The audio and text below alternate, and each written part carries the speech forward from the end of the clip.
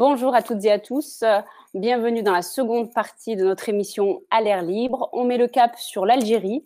La pandémie de coronavirus a été l'occasion pour le pouvoir algérien de redoubler de répression. Des militants pour la démocratie, des journalistes, mais aussi des citoyens qui ont rédigé un simple post sur Facebook se retrouvent aujourd'hui derrière les barreaux. Les activistes du Hirak, le puissant soulèvement populaire qui a emporté il y a un an Abdelaziz Bouteflika, le président qui était au pouvoir depuis plus de 20 ans, sont particulièrement ciblés. Objectif pour le pouvoir, enterrer cette contestation qui dure depuis plus d'un an, empêcher les manifestations de revenir. On fait le point avec nos deux invités sur cette escalade répressive. Hakim Haddad, bonjour. Bonjour à vous, salam alaikum. Vous êtes en direct d'Alger. Vous êtes un militant politique bien connu, un activiste du Hirak de la première heure. Vous avez fondé le RAJ, Rassemblement Action Jeunesse, qui est l'une des principales associations de jeunesse en Algérie, qui conscientise, éveille à la démocratie, à la citoyenneté, aux droits humains. Vous avez été emprisonné ainsi que plusieurs de vos camarades à l'automne dernier. Vous avez été libéré en début d'année.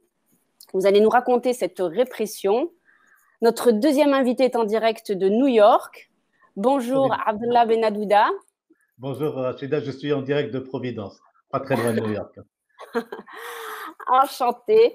Alors, vous êtes un exilé, un journaliste algérien exilé aux États-Unis depuis maintenant plusieurs années, depuis 2014, après avoir eu maille à partir avec votre employeur de l'époque, qui était une chaîne privée, une chaîne de télévision après avoir travaillé dans la radio publique algérienne.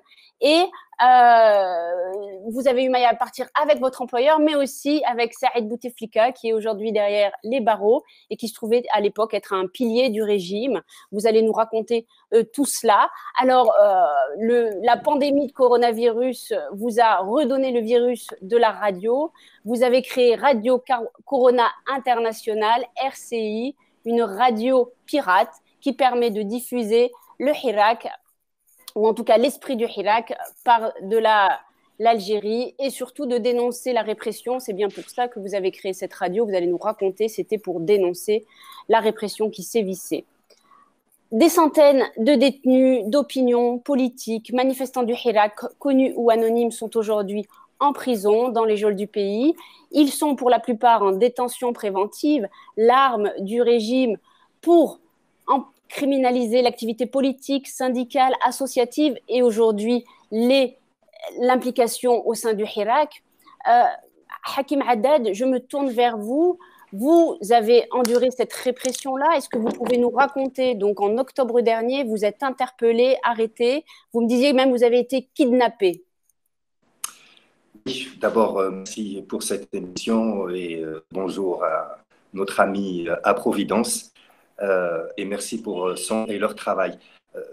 Ce que fait le pouvoir algérien, que ce soit avant le 12-12, date des dites élections présidentielles, ou après, est dans sa nature. La répression est dans la nature du pouvoir algérien, du système algérien.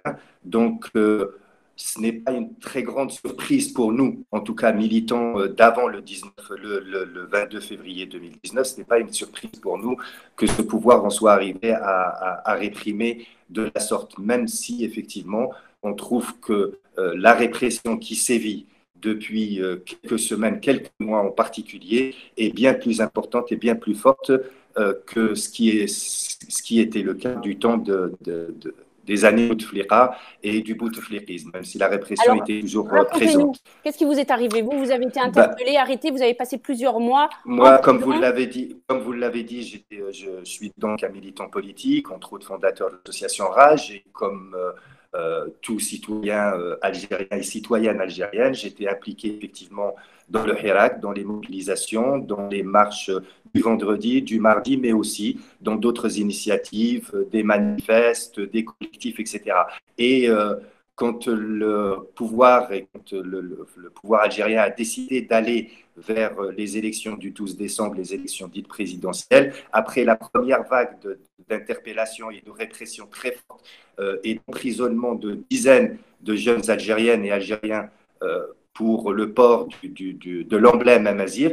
Il est passé à une deuxième phase qui nous a touché, que ce soit moi ou en effet, effectivement d'autres membres de l'association Rage. On était une dizaine en prison, membres de l'association Rage actifs dans cette association. Racontez-nous les conditions d'interpellation. Racontez-nous les conditions d'interpellation. On veut les connaître. En fait, oui, vous l'avez très bien dit, c'est un kidnapping. C'était un vendredi, le vendredi 4 octobre, la veille du 5 commémoratif des événements de 88.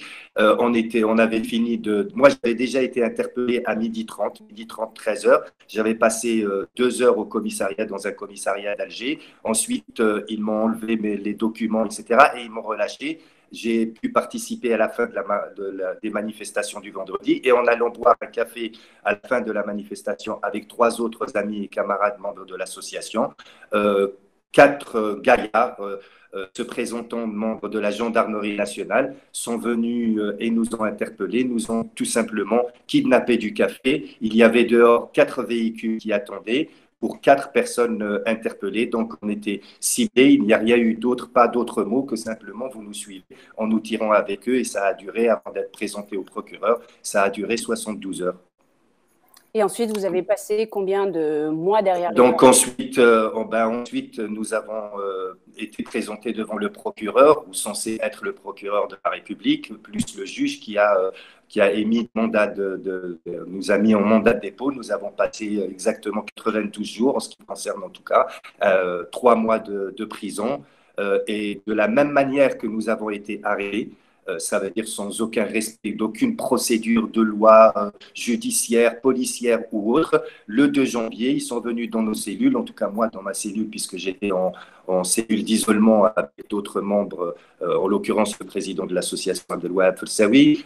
Ils sont venus nous sortir de la geôle, nous présenter devant un juge dans un simulacre de procédure judiciaire, et ils nous ont mis en liberté provisoire, et jusqu'à ce jour, on n'a toujours pas été présenté, il n'y a toujours pas eu de procès. Donc, c'était un emprisonnement bien évidemment illégal, c'est abusif bien évidemment, et on était accusé, ne rigolez pas, d'atteinte à la sûreté de l'État et à l'intégrité de l'État plus exactement, et à vouloir fomenter des manifestations simplement parce que nous participions, comme d'autres millions d'Algériennes et d'Algériens, à ces manifestations, et que nous donnions nos avis et nos orientations dans la mesure du possible sur les réseaux sociaux, principal support pour le Hirak.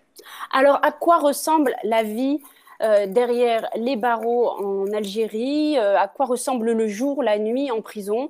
Vous étiez détenu, je précise, à El Harrach, qui est une prison dans la banlieue d'Alger où dort une partie du clan Bouteflika, ainsi qu'une ribambelle d'anciens ministres et d'oligarques déchus. Peut-être les avez-vous croisés?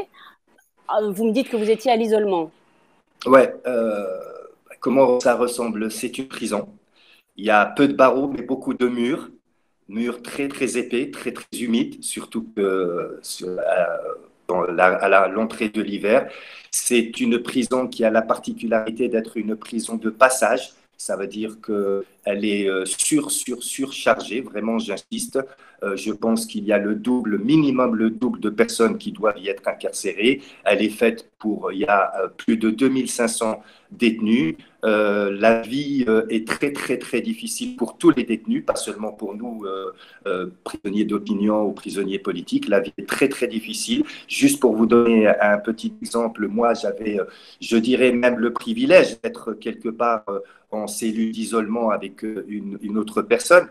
Les autres membres, les autres prisonniers, les autres détenus du Hirak étaient dans des salles de 50-55 lits et matelas où où ils mettent 80 à 90 personnes dans ces salles, et où les gens dorment par terre. Moi, avant d'être mis en cellule d'isolement, j'ai passé 7 jours exactement dans ces grandes salles. Je les ai passés malgré mon âge.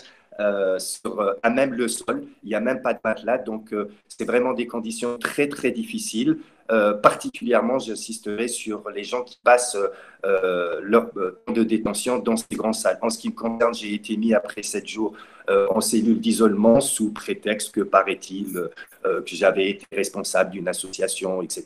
J'ai été mis entre autres avec le président de l'association Rage, avec un autre journaliste, d'autres personnes y compris arrêté du temps du Hirak, Samir Belarbi, Fodel Boumela, un autre journaliste qui a été libéré depuis, en l'occurrence Sofiane Marrakchi, etc. Il y avait effectivement dans les cellules proches de nous ou au-dessus, au premier étage, des membres de Aïsaba, des membres du gang, comme cela est communément dit. J'en ai rencontré effectivement certains, j'en ai vu et croisé certains, j'en ai rencontré un en particulier à l'infirmerie, en l'occurrence l'ancien secrétaire général, ancien du FLN, ancien ministre, etc., en l'occurrence Walter Abbas. Il y avait, je ne l'ai pas vu, mais d'autres détenus collègues l'ont vu. Il y avait Ahmed Yahya, ancien multiple fois Premier ministre, qui était, bon, il n'y avait pas de contact avec nous. Moi, j'étais en détention avec les enfants du dirigeant de l'ancien patron de la police algérienne, les enfants. J'ai oublié le nom de la personne, voilà, qui est Hamel, voilà, merci, les trois enfants de Hamel, l'ancien patron de la police algérienne. Donc voilà, c'est des conditions de détention très dures. Voilà, c'est une prison où il faut prendre un peu il faut avoir beaucoup de patience. Et comme disait un collègue détenu, bah, c'est une journée, c'est la semaine en prison, c'est une journée. Vous la photocopiez pardon, six fois. Voilà, c'est la même chose. On a 2 heures de promenade dans une cour la matinée et privilège de ceux qui sont mis en isolement 1 heure et demie de supplémentaire l'après-midi. Donc, ça nous fait 3 heures et demie. Tout le reste du temps, nous le passons dans une cellule où on est à 2 ou à 3, ça dépend des cellules. Voilà. J'allais dire, excusez-moi l'expression, à lire ou à compter les mouches ou à penser à ce qui se passe dehors. Vous êtes militant depuis plusieurs décennies. C'était la première fois que vous finissiez en prison? C'était la première fois que je faisais le passage par la case prison, effectivement. J'avais malheureusement goûté à plusieurs commissariats, que ce soit à Alger, à Béjaïa, à Oran, à Ouargla, dans mes déplacements à différentes mobilisations de ces 25-27 dernières années. Commissariat, oui. Prison, oui. Commissariat, j'avais déjà goûté, mais la prison, c'était la première fois et j'espère la dernière fois, même si l'épée de Damoclès est toujours au-dessus du cou. Abdallah, vous avez fait plusieurs émissions spéciales sur les détenus politiques, sur des figures comme l'opposant politique Karim Tabou, qui vit un isolement très dur, qui est emprisonné depuis septembre 2019, qui devait être libéré. La veille de sa libération, il a écopé de 6 mois supplémentaires de prison. Il y a également le cas du journaliste Khaled Drareni, mais aussi énormément d'anonymes. C'est important que la diaspora n'oublie pas de parler de cette répression.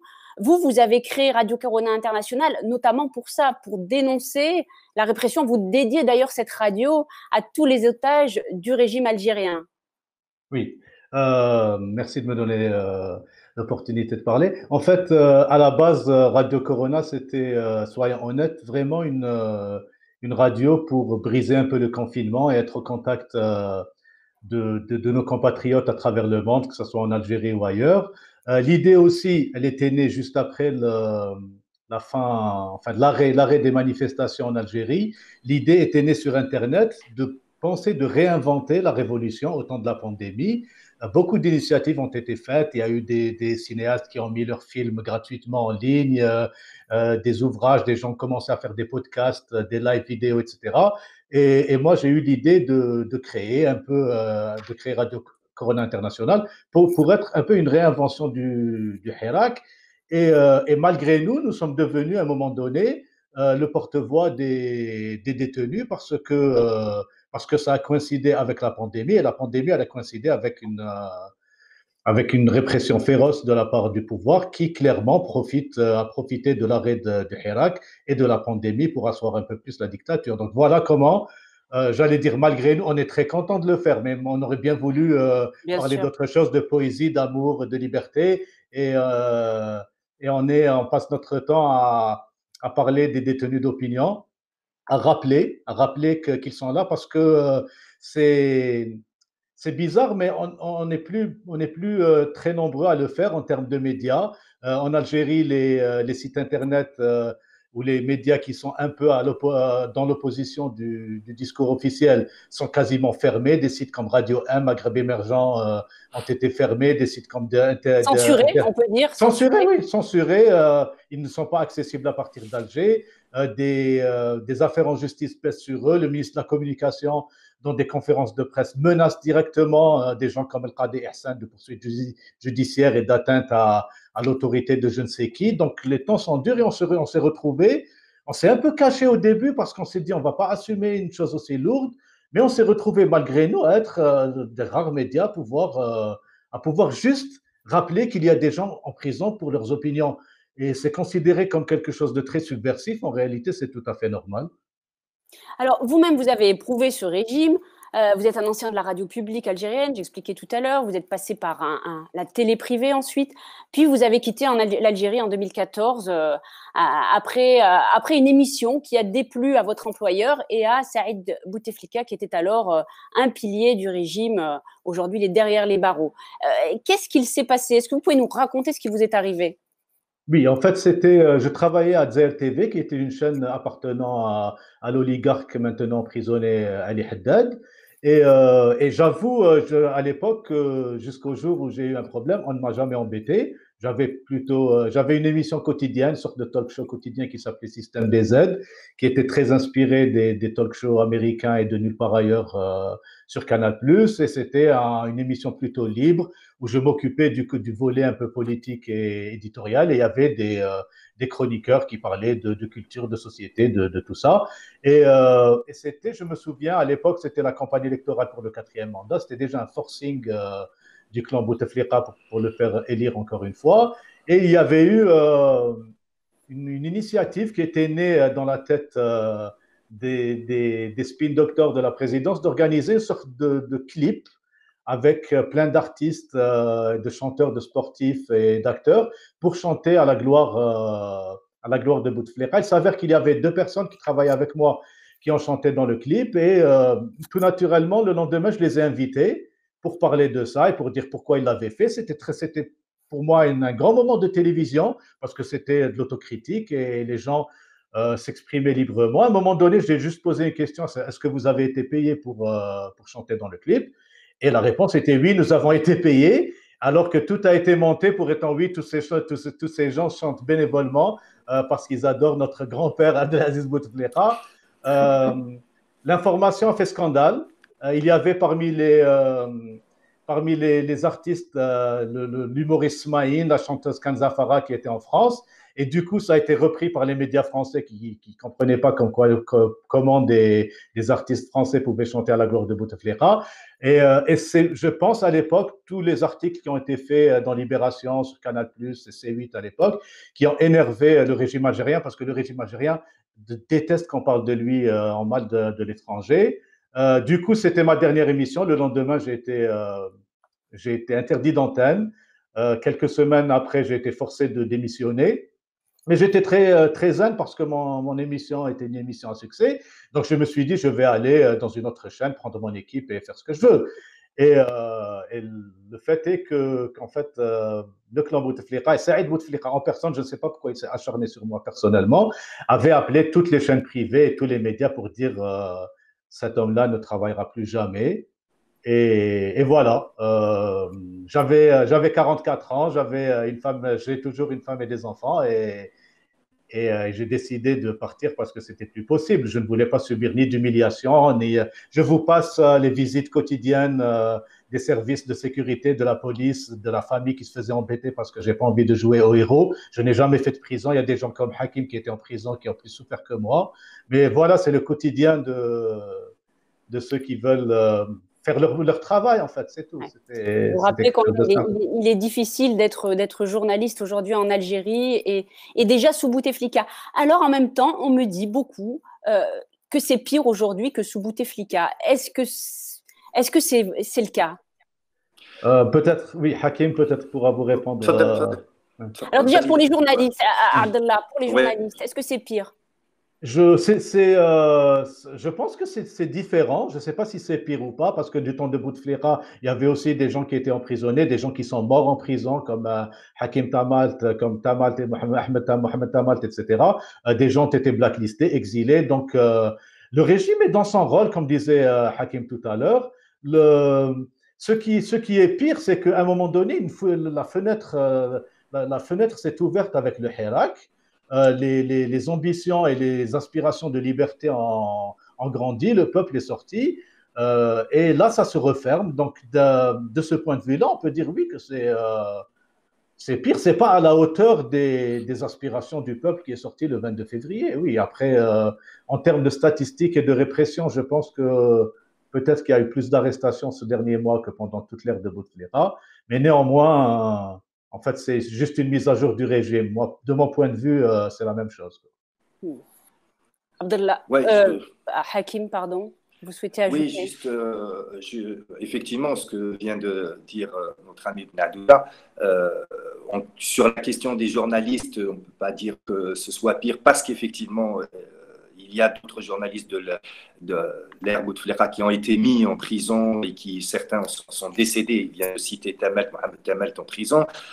Mais en tout cas, de manière générale, oui, c'est pire. De manière générale, si on prend la globalité de la répression, oui, absolument, c'est pire. On n'a jamais vu autant de convocations que dans les commissariats, autant de condamnations, autant de mises en mandat de dépôt, ça veut dire en prison, et de condamnations, et de lourdes condamnations jusqu'à 18 mois de prison pour des postes Facebook, pour des posts Facebook. Voilà de quoi on est en train de parler. Ça veut dire que ce n'est pas, entre guillemets, seulement les journalistes, seulement à l'exemple et à l'image de Khaled Rani, qui, pour avoir fait son travail, nous insistons jamais assez là-dessus, est en train de croupir en prison. Donc, ce n'est pas seulement les journalistes, ne sont pas seulement les militants, c'est des citoyens, tout simplement, lambda, qui, parce qu'ils mettent une publication Facebook qui ne plaît pas au sieur un tel ou un tel au sein du régime, qui se retrouvent derrière les barreaux pour une longue durée. Donc oui, c'est vraiment beaucoup plus dur, et c'est particulièrement dans la période du confinement, donc dans la période de M. Tebboune, en l'occurrence, la soi-disant nouvelle Algérie, que c'est tous ces emprisonnements et que toute cette répression sévit. Et bien évidemment, c'est une volonté et une tentative, à mon avis, qui échouera de la part du pouvoir, de faire taire,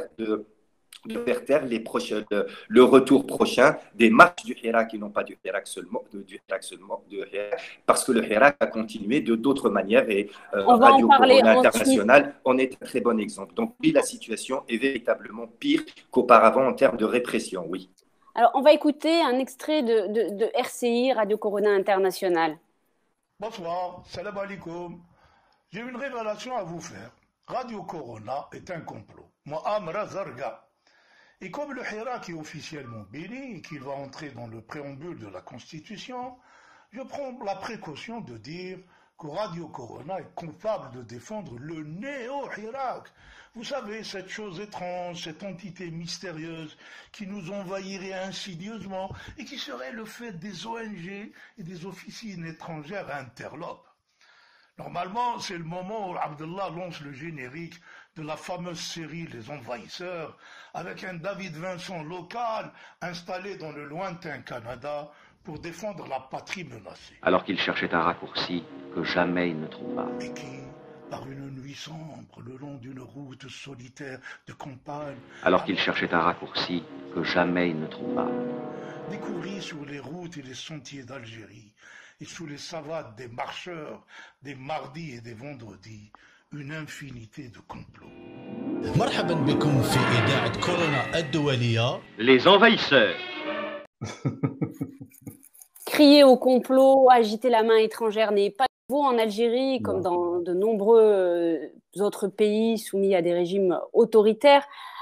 Mais jusque-là, on ne l'adressait pas, on n'accusait pas les journalistes d'être à la solde de la main étrangère. Là, aujourd'hui, c'est le cas. Le président Tebboune en personne a accusé des journalistes, notamment Khaled Draleni, d'être à la solde de la main étrangère. Qu'est-ce que ça vous inspire, à l'un comme à l'autre? Abdallah? beaucoup de moqueries, beaucoup d'ironie, comme l'extrait que vous avez montré de Saïd Jafar qui tourne en dérision les théories du complot. D'abord, la théorie du complot existe. Les théories du complot existent partout dans le monde. Les complotistes existent depuis toujours, depuis que Neil Armstrong a marché ou pas sur la Lune, et bien avant, je pense. En Algérie, évidemment, ça existe toujours autant et ça a été brandi toujours. Ça a été toujours brandi, cette histoire de main de l'étranger, par notamment ceux qui étaient les voisins de prison de Hakim Haddad, toute la bande de Ouihia et des voleurs qui ont pillé l'Algérie, avaient nous accusaient déjà d'être la main de l'étranger. Ce qui est nouveau, en revanche, comme vous l'avez signalé, c'est que les officiels, le président de la République véhicule ça. Dernièrement, et cette semaine, il y a eu un livre qui est sorti, un livre à charge, une théorie de complot totalement ridicule, où Hakim Haddad est accusé de je ne sais quoi. Mais tout ça, c'est normal. Ça, pour moi, ça fait partie de... Je suis un fervent défenseur de la liberté. Tout le monde a le droit de parler. Le fait est que ces théories saugrenues sont relayées maintenant par les médias publics, par les télévisions publiques et les radios publiques. Et ça, franchement, c'est quelque chose de nouveau qu'on n'avait pas vu, qu'on n'avait pas vu avant. Et notre arme, c'est la dérision. Beaucoup de gens nous demandent qui est derrière Radio Corona International. Si vous pouvez juste laisser le plan large, je vais vous montrer qui est derrière Radio Corona International. Vous voyez les trois affiches là. Ce sont eux qui sont les têtes pensantes de Radio Corona. C'est Khaled Rarni en prison pour avoir fait son travail de journaliste. Walid Keshida, 25 ans, en prison pour avoir dessiné des memes et avoir moqué, avoir fait de l'humour sur Internet. Et plus bas, on ne le voit pas très bien, c'est Malik Riyahi qui a pris pour 18 mois de prison pour avoir posé des questions sur Internet en posant des questions aux autorités, en demandant des comptes, quoi. Donc voilà les gens qui nous motivent, voilà les gens qui sont nos têtes pensantes et c'est tout. Voilà, c'est tout ce que je voulais dire sur ce sujet. Merci Abdallah. Hakim, ça vous inquiète parce déjà, que ça ce me n'est pas touche dans le beaucoup dossier d'entendre. judiciaire, typiquement de Khaled Darani, ce n'est pas dans le dossier judiciaire. Nulle part, il est poursuivi pour être à la solde, pour être un espion à la solde de l'étranger. Est-ce que ça vous inquiète pour la suite? Parce que du coup, c'est une accusation qui revient, qui va revenir et qui va être l'occasion de réprimer encore plus sévèrement. J'espère pas, mais déjà là où ils en sont arrivés, c'est déjà beaucoup. Mais comme vient de dire notre ami Benadouda, c'est une habitude, une ancienne, une vieille habitude.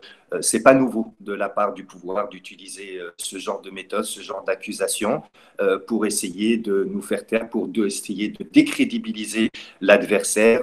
Voilà, même s'il est vrai ces dernières semaines, y compris entre autres avec les tentatives de soi-disant enquêtes qui sortiraient de la part d'intellectuels indépendants, c'est pas nouveau, et on sait qu'ils continueront de la sorte de vouloir nous accuser de tous les maux et de tous les torts pour pouvoir asseoir leur illégitimité. Donc nous devons continuer de la sorte, nous devons continuer tel qu'on a commencé en améliorant au fur et à mesure, bien évidemment, et Radio Corona participe à améliorer, c'est pas juste jeter des fleurs, c'est une réalité, la réflexion, les débats, les échanges pour l'avenir.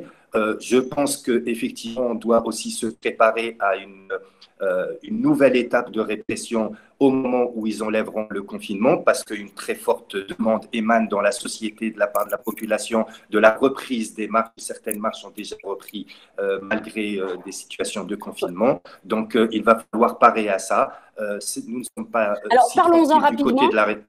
Parlons-en rapidement, Hakim. Justement, il y a des manifestations, alors certes sporadiques encore aujourd'hui, qui ont éclaté malgré le confinement et l'interdiction de manifester. Je pense notamment en Kabylie. L'autre jour, c'était hier encore à Bouira. Il y a eu une manifestation. Qu'est-ce qui va se passer là? L'Algérie a entamé son déconfinement ce week-end. Les manifestations du mardi et du vendredi vont-elles reprendre? Dans quelles conditions? Vous en parlez entre activistes? Alors, déjà, une précision, il n'y a pas eu l'interdiction de la part du gouvernement, qui que ce soit, c'est des marches, c'est les hirakistes eux-mêmes. C'est le Hirak lui-même qui a demandé à travers et qui a revendiqué et qui a lancé l'appel à la cessation des manifestations du mardi, du vendredi et celles qui commençaient le samedi. C'est donc le Hirak. Oui, mais du fait du Covid, il est interdit de se rassembler. Oui, c'est juste une précision. C'est comme quoi, c'est pour montrer la responsabilité, le degré de maturité des responsables du Hirak et des activistes.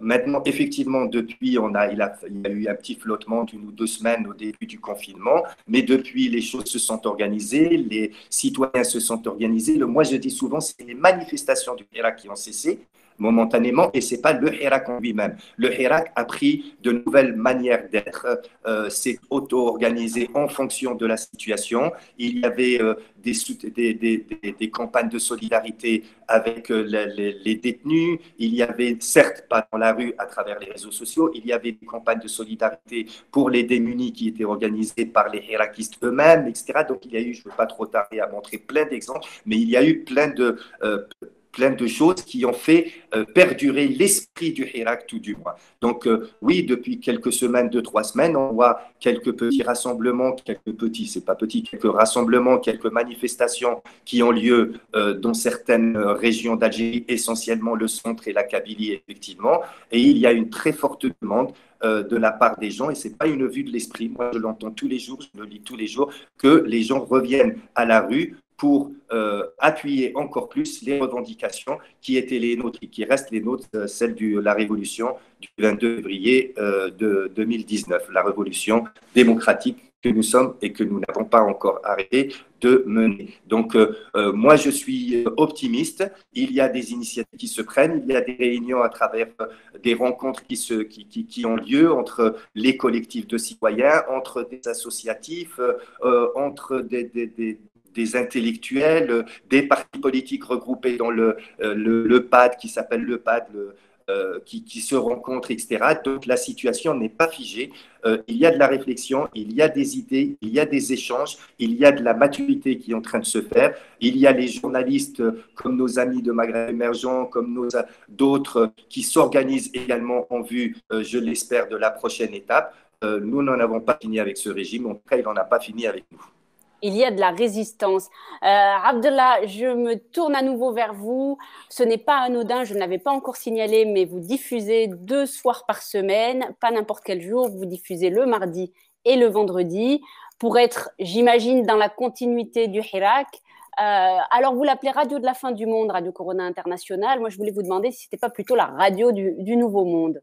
Oui, c'est le slogan, c'est la radio de la fin du monde, mais dans l'introduction, je dis toujours c'est la radio de la fin de leur monde, et c'est la radio de la fin d'un monde aussi. Donc la radio de la fin du monde, au début, c'était une boutade pour dire de toute façon, on va tous mourir, donc autant s'aimer et communiquer entre nous. Mais c'est plutôt la radio de la fin de leur monde. Et le choix du mardi et du vendredi, évidemment, c'est un hommage aux 2 journées phares de la Révolution.